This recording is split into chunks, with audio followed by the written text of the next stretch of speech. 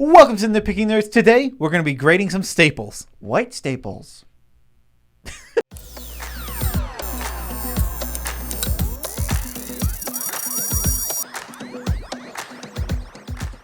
I'm your host, Joe Cherries. I'm your host, Beezy, and that makes us the Nitpicking Nerds. For daily magic content, you can subscribe.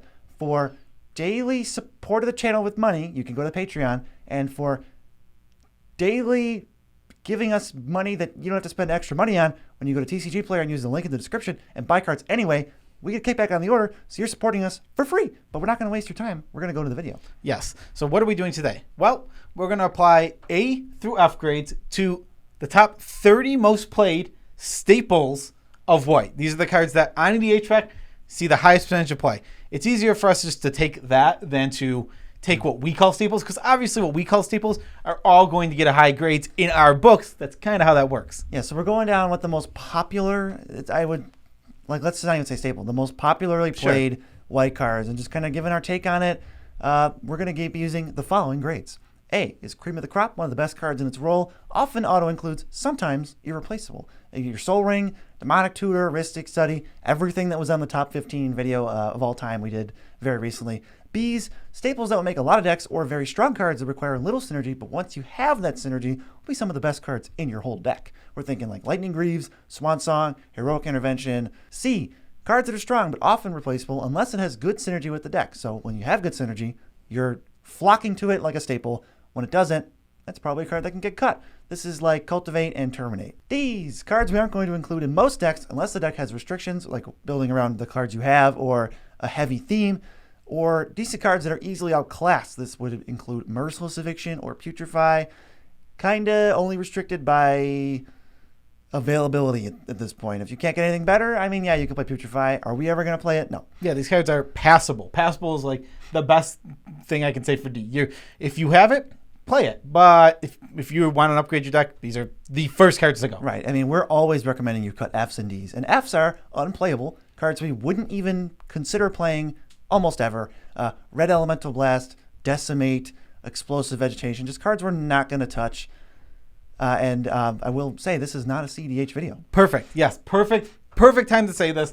Not a CDH video. Red Elemental Blast and CDH is great. It's amazing. Sure. You want it all the time. But we're not talking about CDH. We don't want dead cards in our EDH deck. When we go to a random table, there might not be blue. It is and I never want that. I never want a card that can be dead at a table. So that's why we would give something like Red Elemental Blast enough. I understand people might grade it higher, depending on, again, meta or whatever. Well, I mean, if you're playing it and you admit that you're in a minority, it's just a D.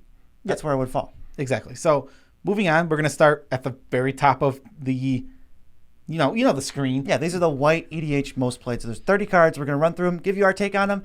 And if you want to see more, I definitely recommend you tell us in the comments so that we can get on to the blue episode. Yeah, exactly. And if this is successful, there's so many more cards to talk about. I want this series. I really think that this is a great series for, what do you guys think? You want our opinion on a card? Come here. This is where we're going to tell you exactly that card. It's a nice source for the conglomerate of a bunch of things we've said in one-off videos, but this is now in the same place where you can say, white cards. What do the Nitpicking Nerds think? Yeah, building them on a white deck. This is a great place to come. So we'll start with the first one, the most played card on all of EDHREC for white. Swords to Plowshares. This is an easy A. You're always playing it. You're always looking to play it. It is too efficient not to play in most cases. The fact that it exiles just puts it way over the top. Yeah, and I want to mention one thing about the only reason it doesn't get an A+ is I think A+s for me are irreplaceable. There's not a card that does this. There are cards that do what Swords to Plowshare does. Yeah, plenty. This is the best, the cream of the crop, the absolute best one, and it's on auto include levels for me. If I build a white deck, you're very rarely not going to see a Swords in it. The only reason you wouldn't play Swords is because of some crazy weird build run restriction, like every card in your deck needs to be a permanent, or every removal spell needs to be a creature. That's not very rare, or that is very rare. So Swords to Plowshare is just always making white decks. And the next card, Smothering Tithe, it's an A+, because guess what? There's no card that's Smothering Tithes. There's nothing. We're not even close. The next card is close is like Monologue Tax, just not the same card at all. This card is going to, if unanswered, run away with the game by itself. Yeah, exactly. Yeah, you should put this. This is 100% auto include. If I am building for power, I cannot imagine not putting Smothering Tide in a white deck. It's so crazy. If you haven't played this card, I suggest if you have one, put it in a deck for starters. If you have one laying around, you play EDH and it's not in the deck, get it in a deck. But get one. I mean, it's expensive, but like $48. It's or worth $40 and it was just printed. It is worth it. It is actually worth it. This card is a $48 power card. Oh yeah, for sure. How about next? Next we have Path to Exile. We're gonna give this one a C. I think this is very replaceable. I think I don't look to it. I don't need a second Swords. If I needed this, if Swords wasn't so good and insane, then this card would be much higher. I think if Swords doesn't exist, this becomes one of the best like mono weight moves. You just don't need that many swords. Exactly. Swords only hits creatures. It's going to make sure any creature goes away. And Path, it helps them more so than giving them life. Exactly, yeah. Swords the power. If this is only C because I'm just going to cut it most of the time. Yeah, it's easy. It's easy for me to get out of my deck. I like it in. I've been coming around on it a little bit in mono white. Yep. Where you have tokens to just use it as rampant growth. Like you're not going to miss a 1/1. Just rampant growth. Yeah. For 1 mana. The card definitely is. Yeah, exactly. C is very average. I mean that the C is an average grade, and that's what we're giving Path to Exile. It's average. Good to me. Yes. Enlightened Tutor. Give it a B+. This card is very good, but it requires that you're in a deck that wants it. You can't just put an Enlightened Tutor in your deck and expect to do anything. Yeah, I can get Soul Ring and get Skull Clamp. You probably want at least like 10 targets. I mean, if you're playing an artifact or enchantment deck, just make sure you have a primary target, like a backup, and then like maybe a removal target or a card draw. Exactly. Target, so you can do anything with this card. Yeah, exactly. So it goes from being like if you just take the time to throw 3 to 4 targets in your deck, this card's going to be great, but it does require that because without that, your Enlightened Tutor is just not going to be like this insane card. Don't just go, I have 2 targets in my deck. It's not going to solve your problems. No, you gotta work with it. Work with it. Similarly, Sun Titan, we have it at B+. This card is never bad, but to maximize it, you want the chance to get creatures back that have 3 mana and fetch lands. I mean, obviously, every deck's going to have fetch lands in it, so sometimes always ramp, but 6 mana ramp, is that really where you want to be? You want the option to ramp if you don't have anything else. Yeah, exactly. So you want to make sure that you have, again, just a decent number of targets for this. Like, you want to have the creatures to get back. There's lots of combos, there's lots of cool cards with this. This card goes, the thing is, it has a lot of combos, and that's what makes it a B+ for me, is that it has so many combos. And Safi Eric's Daughter, for example. Exactly. That's a perfect example. A Safi Eric's Daughter just goes off with this card and wins you the game.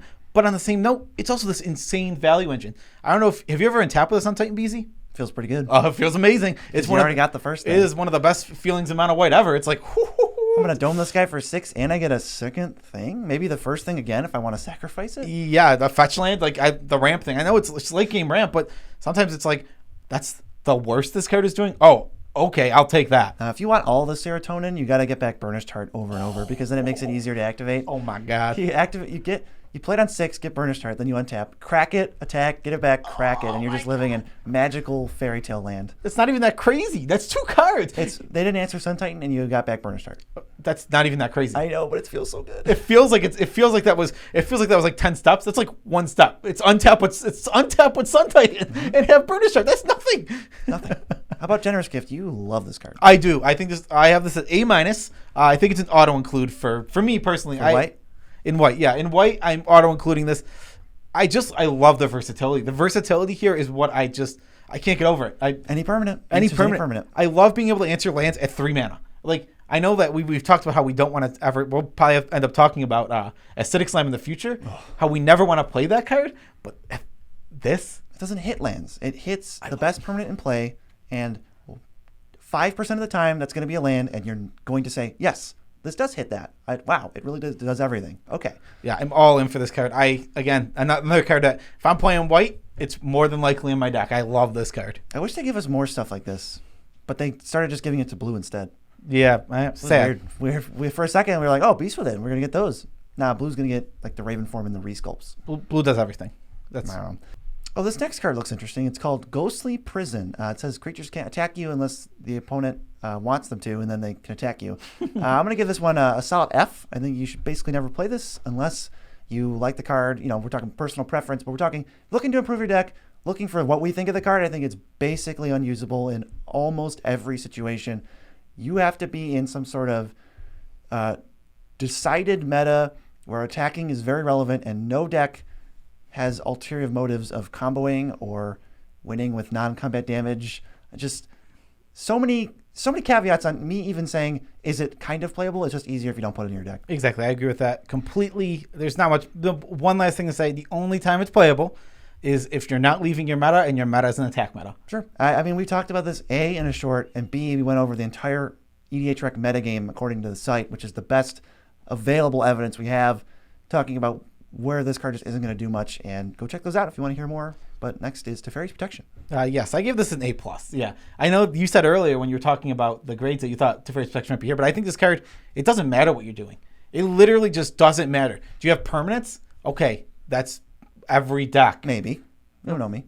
Well, what white deck doesn't play permanents? My metagame doesn't play permanents. Oh, it's actually probably about the same amount of metagames. Yeah, exactly. So, yeah, just this what we're saying. This card, I don't think you need to build around it at all. There's no replacement for this card. No. All the replacements are like 10 steps worse than this card. I guess it's one of those like defensive cards, but it's kind of like, just think of it more like a counterspell than like a Ghostly Prison. They're both defensive, but this is actually going to be useful. It'll save you from situations not any other card could save you from, and you can use it on offense if you want to board wipe or blow up lands or something. There's a lot of, exactly. The board wipe thing, like you said, if you go Armageddon to first protection, that's a win con. Game over. You're going to win that game if both those cards resolve. It's just, that's all that's going to happen. And that's the versatility of this card. This card goes from being a win con, defensive.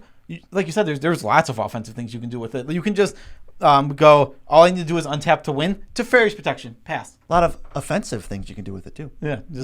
You could throw it at somebody. Yeah, it might cut their eye. It'd be really offensive. Yeah, that'd be offensive. Up next, we have Wrath of God. Now, if Beezy was grading this, I know it wouldn't have got a B-, but I'm giving it my grade. My grade for it personally is a B-. I think this card is very good, and it's just a solid board wipe. Very good. I just find myself never playing. When have I ever played this card? That's fair. When have you ever played this card? Not too much. I mean, do you think it should be down lower? I think there's other board wipes that are better, and I think you only need so many board wipes. Like Hour of Revelation and Tragic Arrogance come to mind. You know what? So for me, I'm gonna give it a C because I think it's replaceable. I'm gonna give it a C+ then. Fine. You know, I think it's still, even though it is replaceable, I think it's still very good. I'm willing to move down a rank to C+. Yeah, I agree with that. Also, the exact same card as Day of Judgment. So Day of Judgment also gets a C+. Yeah. Or a C. Yeah, C+, C, whatever. Next, Austere Command. Now, a better board wipe. This is a better board wipe. And again, as soon as you have the synergies to work with this, like, all my creatures are really small. Okay. Or I don't play artifacts or enchantments. Now we're talking. Yeah, exactly. There's tons of things here to work with. I love the versatility of this card. I know it's 2 more mana than Wrath of God, but it makes up for it by being one-sided to some extent. And by having the fail case of 6 mana, still destroy all creatures. They're all going to die. Yeah, exactly. That's exactly. You fall back to that. It's like, I need to kill all creatures. All right, well, I'll do it for the 6 mana. Yeah, it was overpriced, but hey, then the other situation comes up: destroy all big creatures, destroy all artifacts. Or destroy all artifacts and enchantments sometimes. Destroy all small creatures and smash you with my 10/10. Yeah, exactly. So there's a ton of versatility here, and that's what brings this into B range. Next is Return to Dust. Oh, man. I just think it's a D. Fall from Grace. Return to Dust used to be so good, but they want you to cast at sorcery speed, which is the worst speed, even though it says instant. It's very deceptive, and I think it's much worse than something like Crush, Contraband, Dismantling Wave now, and we have Heliod's Interventions, and just don't even go near this anymore. I mean, this is the fact that it's up here so high is just a relic of the past, I think. Don't really play this anymore. Yeah, exactly. I agree. I think that it might have to do with budget, but we're not talking about budget in this video. How could we? So we're just not talking about budget at all, but that might be another reason that's up here. But it's a D. If you're on restrictions, yeah, I can see playing this card. Otherwise, get it out of here. Yeah, Anointed Procession is next, and we have this one at a B. It's going to double the tokens you make.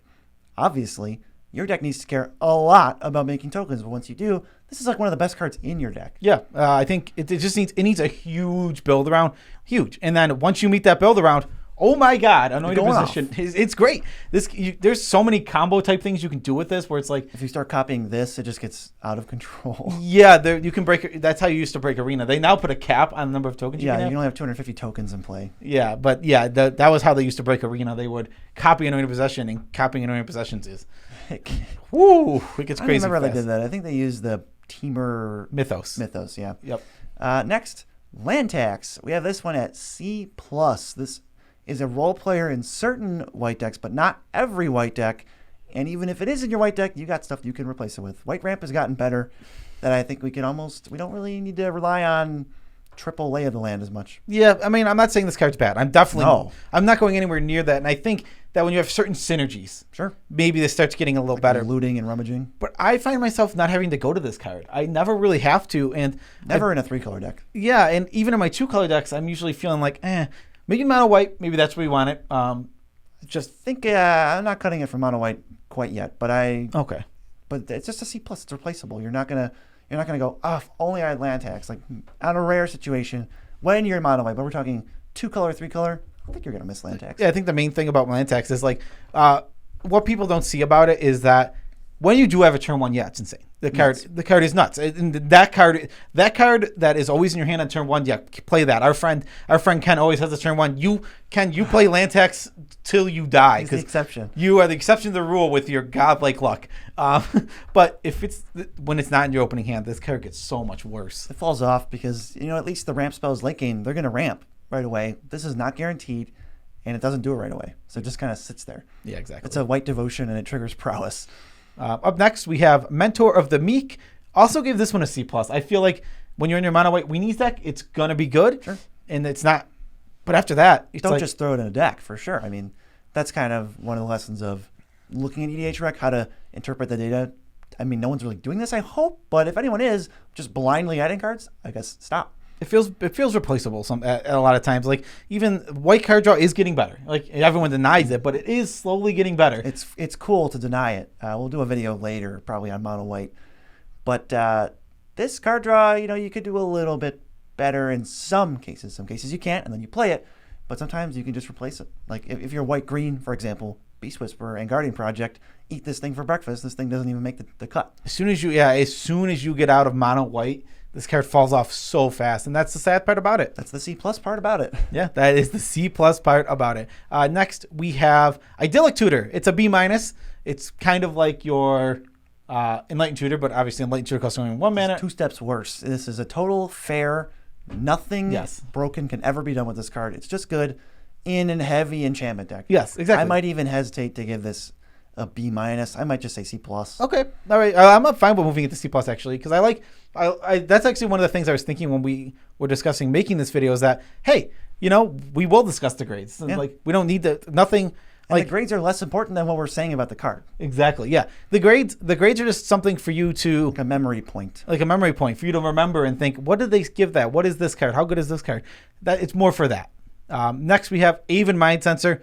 This is the B. It doesn't necessarily need synergies, but it's not an A. It doesn't quite hit that. Broken goes in every white deck. Like, woo, that card's insane, but super solid. You don't need any synergy though. No, you really don't. You just basically, I would say, maybe care a little bit about the creature, then you're in. If you got a way to flash it out, get it back with Sun Titan, you can get it back with Sun Titan. That's nice. It's very annoying.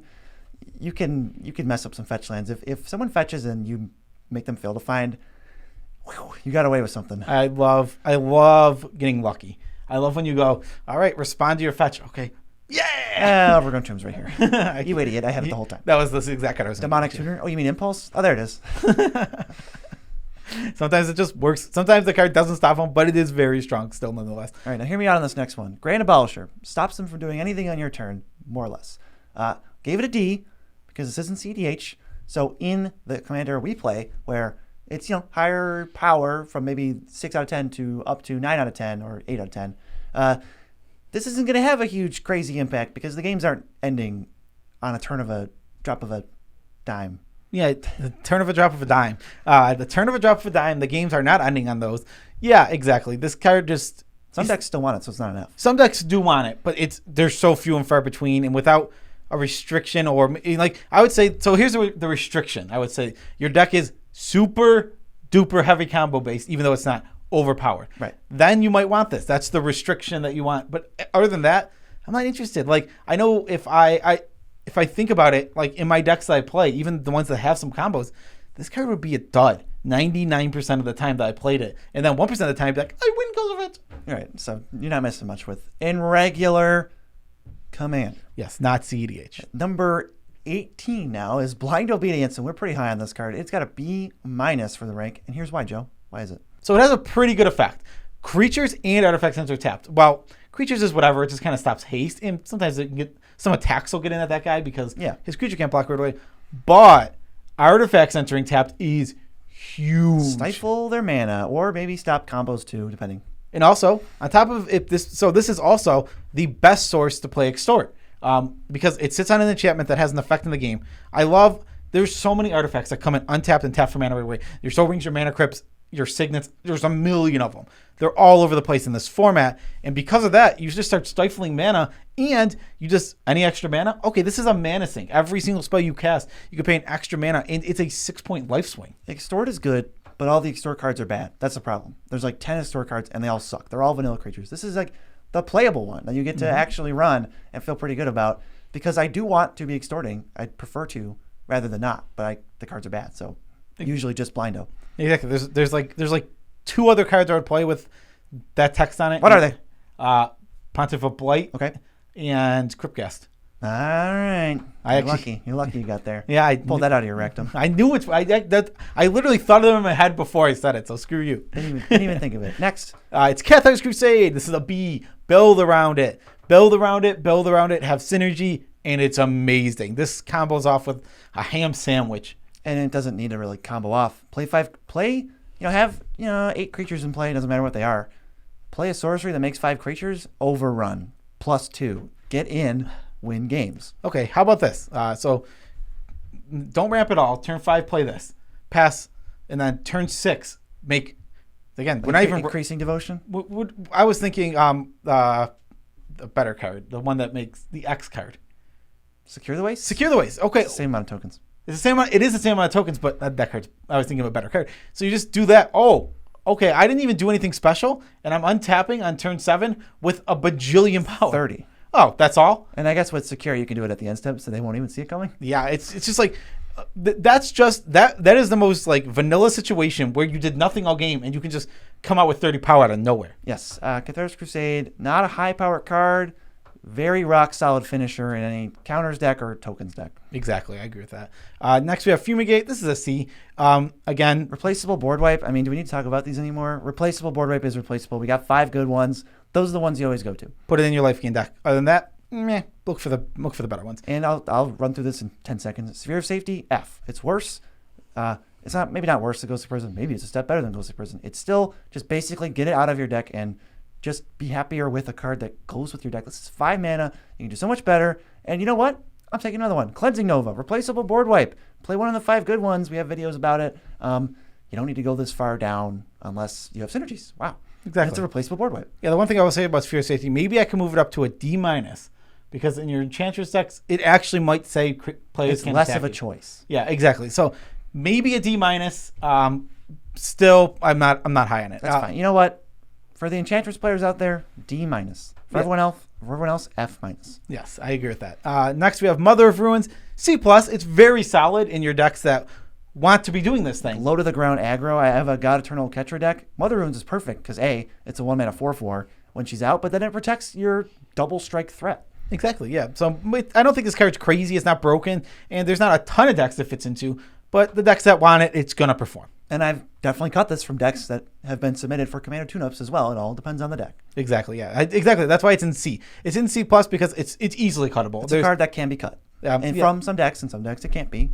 The only decks I can't it's mostly a mono white card. It's usually that's where I'm going to keep it in. As soon as you start like a white weenie. As soon as you start moving into other colors, you realize there's better options to do these exact same kind of things. Next, Elish Norn Grand Cenobite B+ finisher, and it also statically wipes the field. So if this hits the table, there's no tokens on the other side. They're gone, even if she gets spot removed. This card is amazing. It's incredibly strong. It doesn't quite hit that A range. Gotta be going wide. It's not just play white, play this. No, you gotta go wide, and then you're playing white. I would highly consider it. You just need creatures. You need creatures, and once you have enough creatures, this card is very strong. It essentially is a buff of +4/+4 to creatures, but it's actually worded way better than that. It's actually way... Well, it's a power toughness swing of 4/4. Yeah, and so the minuses kills everything with 2 toughness or lower on your opponent's line. That's so messed up. That's a lot of stuff. I love the design of this card. Yeah, I love the art. The art on Elish Norn, 10 out of 10. I know A+. A+ for the art. All right, we can actually, we're almost done here. We're gonna kind of fly through these next ones. I think. Open the Armory, B- Or C+, need auras, need equipment. Once you have like 6+, I could start seeing tutoring for 1, especially if you want to tutor for Skull Clamp and be really cheeky about it. It's right in the same. It's like in the same exact spot for me as like obviously Idyllic 2 is a little better, but it's like the same kind of card. It's well in the deck. Like let's say in the deck. Enchantress deck versus our auras equipment. Open the Armory is better. Yeah, exactly. So like if they're both in their decks, this is better. You said the opposite. Well, no, but I think Idyllic 2 overall is better. Maybe in a vacuum. We ain't in no vacuum. Oh, I guess that's fair. You know what? No vacuums here. We don't even own a vacuum. This floor is so dirty. It's really messy. It's really, someone send help. Yes, send help. But regardless, yeah, you're right. Open the Armory, yeah, it probably is better. They're both fit in that B- range. Next, we have Knight of the White Orchid, B. But I do think that the main thing that makes this card weak is that it's only mono white, but that's the synergy part. The synergy for this, if you're in mono white, I'm playing this card every time. Oh yeah, this card is very, very strong in mono white. It works on ETB. So color combinations where this cannot be white and green anything automatically an F in those decks. You're just losing too many percentage points by playing this card. So like Esper colors, all right, I could see it, and then like red white, yes. But other than that, it's kind of niche. Maybe it goes in like probably half of decks. Yeah, I'm going good in those decks. I mean, I'm super all in on mono white. I probably play it in most of my Boros decks. Then some other decks is like the right deck. Yeah, I'll play it in. All right, number 27 out of the top 30. Silence F. This We're card's not CDH. We have no interest in stopping one turn from one person that maybe would be lethal and maybe not, and it just doesn't get your card back, and the games are not short enough for this to ever be relevant. Yes, 100%. Silence, CDH, great card. Yeah. We're not CDH, and because we're not talking about CDH, it's just not. This card is terrible. I've seen this mistake over and over and over again. It's even in decks submitted. We actually did a tune-up yesterday where we cut Silence. Oh, yeah. Where it's just like, it's kind of just a mistake to just throw this into a deck that it's not really a functional great card in. Right, thinking it's a high-power deck because it sees play in high-power, or thinking it's a high-power card because it sees play in high-power decks. Not true. It's more of a role player to help you combo off. Exactly. The part that follows the silence is what matters. Exactly. Next, we have Authority of the Councils. I give this a C. It's a totally fine card. And definitely, I think it's replaceable, but when I've been playing against it, it's been annoying. It's been more powerful than I thought. I didn't give it enough credit. No, I'm going to give it a C+, because I wasn't... C. Even though you're right. Because you need the life gain. The life gain, yeah, if you care about the life gain, it's super good. It's just annoying. It's so annoying. It's just trigger again. Okay, again. He triggered again. It's a soul sister that can't die to board wipes. Yeah, that's fair. It's a bad soul sister basically. Yeah. So it's a C because I would cut that, especially if my deck doesn't care. Yes, Elspeth, Sun's Champion, C+. The problem is this card is overplayed. Definitely cuttable. This is the definition of a cuttable tokens card that once you decide you want to go up in power, I think this is an easy cut for most token decks. I'm willing to play in token decks. I really do like this card in token decks. There's just too expensive. 3 tokens a turn is a lot, and I agree it is expensive. I do like this card in token decks, and I'm probably not going to cut it very fast. But yeah, like you said, it is cuttable. Right. It's an enchantment that makes 3 a turn that can be attacked. I mean, the ultimate's great. I think the ultimate's probably going to win you the game. +2/+2 fly. Yeah, I mean, that means you want... Well, she makes 9 tokens and then gives them all +2/+2 and fly. Yeah, if that happens, you're going to win the game. And the last one here, number 30, is Eerie Interlude. It's just a C. They've just made this card better. And a lot. I mean, first of all, Teferi's Protection. Teferi's Protection is just such a better version of this card. In an ETB deck, yeah, it does its thing. It's the best version, I think, in an ETB deck. I don't know. Mean, you have Teferi's Protection is just a whole different card, but the best mass blink, I think, is Eerie Interlude. I think it's the new one. The Cosmic Intervention. Cosmic Intervention. I think 4 mana, so maybe it's comparable. But anyway, this is a C because your deck might want better or different cards instead of this, or not be interested in this at all. But in a blank deck, good. Yep, exactly. But that is the top 30. We're gonna at least do one more of these. We'll see how. Well, unless this one does horrible, I guess. We'll see how it does. I mean, we always respond to the fans. It's one of the things that makes us awesome. One of the best YouTube channels for Magic of all time. Yeah, not even close. Better than PewDiePie. Who? Yeah, exactly. Who? But that is our video. Let us know what you think of it. Special shout outs to every single one of our patrons. We love you all as much as we can without making you uncomfortable. Honestly, you guys just keep coming and we keep being grateful. Yep. You can go to the link in the description. There's a TCG player link for you. Click it, navigate to the site, buy the cards you were going to buy anyway because everyone buys Magic cards because you're watching a Magic channel.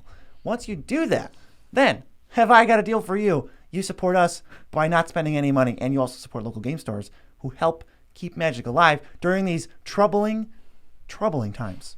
So that's a free roll. I'm just trying to laugh. How could you not do that? I mean, Joe's crying because it was so emotional. I'm literally dying from. I realized what I said. Tidbit. Tidbit. Actually, join the Discord, play Commander in there. Tidbit. Yes. Tidbit about our life. We started watching the show Invincible. What's the first?